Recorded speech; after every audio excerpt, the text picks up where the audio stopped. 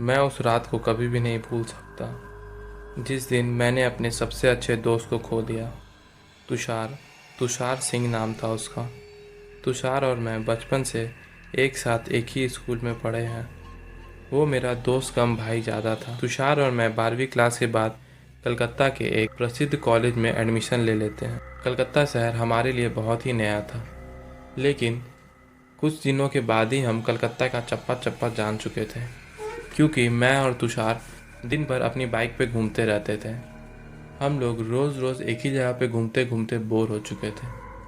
तो तुषार ने मुझसे कहा कि क्यों ना हम सब कलकत्ता के पास ही वाले जंगल में चलें।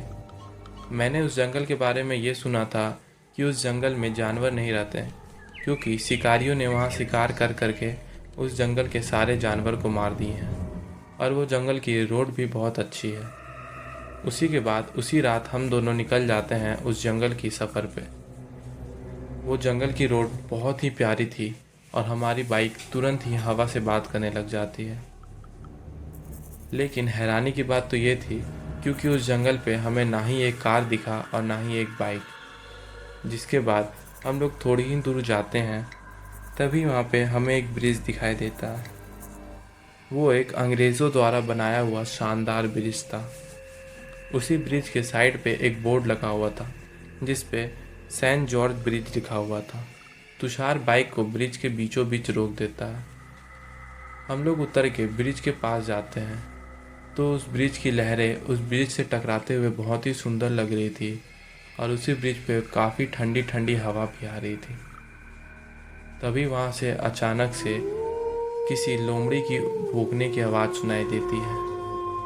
उसी के बाद वहाँ पे मानो सारे पानी थम सा गए और चांद भी बादल के पीछे छिप जाता है।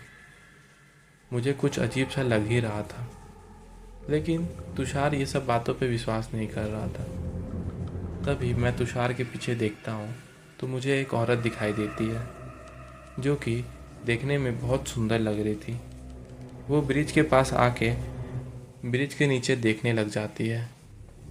वो तुरंत ही अपना चप्पल खोल के ब्रिज के ऊपर चढ़ जाती है, जैसे कि वो सुसाइड करने के लिए वहाँ आई हो। मैं और तुषार इसे देख के बहुत ज़्यादा हैरान हो जाते हैं। तुषार उसे बचाने के लिए दौड़ता ही है, लेकिन तभी वो औरत पानी में कूद जाती है। तभी मैं दौड़ते दौड़ते तुषार के पास जाता हूँ।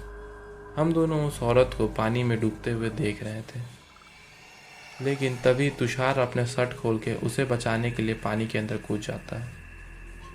तुषार पानी के अंदर कूद के अचानक से मेरे बगल में वो औरत आ जाती है, लेकिन जैसे ही मैं उस औरत का चेहरा देखता हूँ मैं बहुत ज़्यादा डर जाता हूँ, क्योंकि वो देखने में बिल्कुल एक चुड़ैल जैसी लग रही थी, जिसकी बड़ी बड़ी आँखें, जानवरों जैसे नाखून और आँख में उसे खून की प्यास दिखाई दे रही थी। मैं मन में सोच ही रहा था अब ये मुझे मार ही डालेगी और ये अपने साथ मुझे अब लेके चल जाएगी।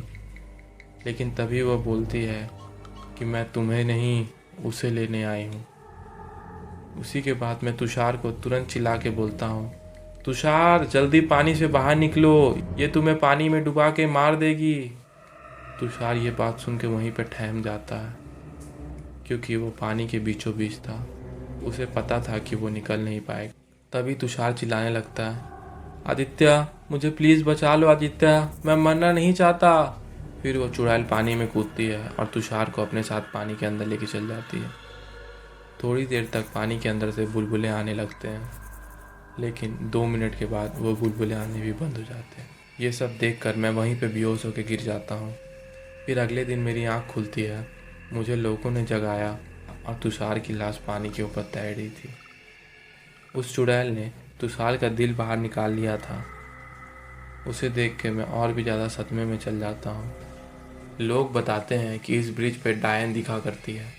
लोग बताते हैं कि जो भी इस ब्रिज पे आता है डायन उसे मार देती है और उसका दिल निकाल कर खा जाती है, क्योंकि यहीं पे एक अंग्रेज़ी अफसर ने उसके साथ कुछ बुरा किया था और उसकी जान वहीं पे ले ली थी। तब से वो औरत बदले की तलाश में उस अंग्रेज़ को खोजते रहती है। आपको ये कहानी कैसी लगी मुझे कमेंट बॉक्स में बताएं। इस वीडियो को लाइक शेयर सब्सक्राइब करें।